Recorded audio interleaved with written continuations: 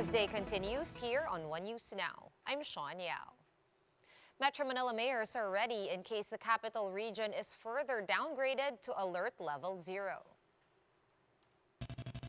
MMDA General Manager Frisco San Juan Jr. said the Metro Manila Council has already discussed the possibility of de-escalating restrictions in the NCR. However, the council has not yet submitted their alert level recommendation for Metro Manila. The IATF is expected to release the new alert levels for LGUs today. Handa po ang Metro Manila mayors kung sakasakali mang mag-decision po ang ating IATF na ibaba sa level 0. Kung ano i-recommenda ng ating IATF. Pero ang aming sentimiento ay hanggat maaari patuloy pa rin na mag-suot face mask, lalong-lalo na ngayong bukas na po ang ating mga airports para sa mga ibang bansa na nais dumalaw dito sa ating. And in line with that, an infectious disease expert has expressed caution over the possible imposition of COVID-19 alert level 0. Dr. Ron Jean Solante told One Balita Pilipinas that the turnout for booster shots is still low. According to Solante, the Omicron variant and its sublineages still pose a threat. Solante is calling on the public to get their boosters in order to ensure continuous protection against the coronavirus.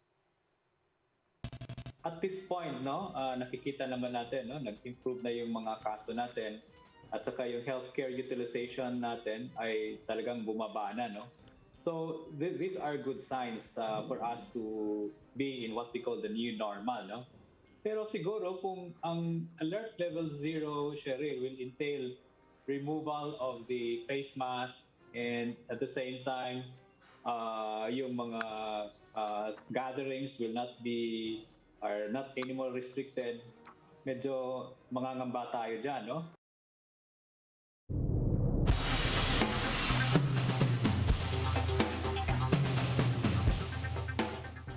China is seeing a steep rise in daily COVID-19 cases, prompting questions on the sustainability of its zero-COVID strategy. China recorded more than 3,500 new domestic cases on Tuesday, more than double from the day before. Most of the cases are from the northeastern province of Jilin. Health experts say the rate of increase in the next few days will be crucial in determining whether or not China's COVID-0 approach is effective against the Omicron variant.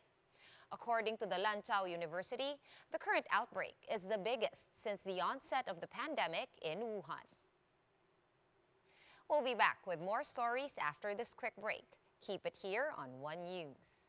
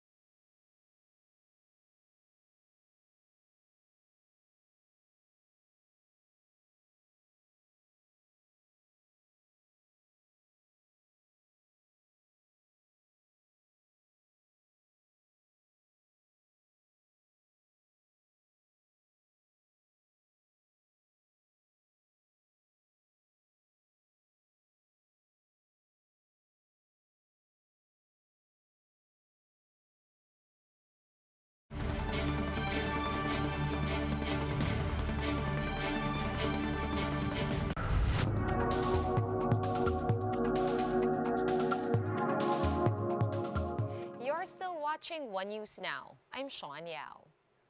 All eyes are now on Russia as it faces its first foreign currency debt payment after invading the Ukraine. Let's find out the consequences of a possible Russian default in this video from Bloomberg. Watch this. Russia faces its first coupon payment on a dollar bond since its invasion of Ukraine. A total of $117 million need to be paid in interest. While that's not a lot of money for the Russian state, intricate sanctions have made getting that money to investors a lot more complicated. And failure to do so could be the first step towards a foreign currency default by the Russian Federation. That hasn't happened since the Bolsheviks refused to recognize the Tsar's debt over a century ago. Both bonds are dollar-denominated and do not include clauses that would allow for payment in rubles. That's significant. Putin has decreed that payments to most foreign creditors would be allowed, but only in rubles. So what happens if Russia fails to make an acceptable payment? First, a 30-day grace period begins. During that time, credit rating agencies will review the situation and bondholders will begin to negotiate. But with who? With major companies cutting ties with Russia, the nation would have to find a firm willing to represent it. Plus, if Russia does default and courts rule in favor of creditors, how could that ruling be enforced? A domino effect would ensue. If the state defaults, companies will likely follow.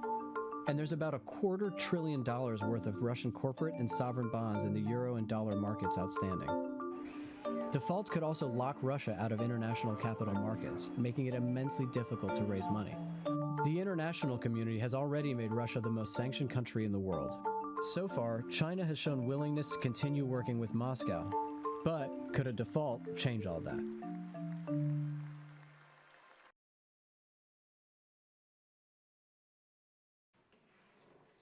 Let's now take a quick look at today's other top stories. The House Committee on Energy has approved a substitute bill amending the oil deregulation law. Changes proposed under this House bill will prevent oil firms from adjusting pump prices based on weekly changes in the spot market. The Finance Department is not in favor of suspending excise taxes on oil amid soaring prices. The DOF says the government stands to lose almost 139 billion pesos in revenues, which is equivalent to 0.6% of the GDP. Instead, the agency recommends subsidies for affected sectors. And the DOE expects pump prices to be rolled back next week as world oil market prices continue to dip. DOE Director Rino Abad of the Oil Management Bureau also assured that the country's oil supplies are sufficient. For more updates, visit News 5, The Philippine Star, and Business World online. Visit our website, onenews.ph, for more in-depth analysis. You can also catch One News on the Signal Play app. Register for a free account at www.signalplay.com and stream One News live anytime, anywhere. Masks on, wash hands, and stay safe, Philippines. I am Sean Yao. We are One News.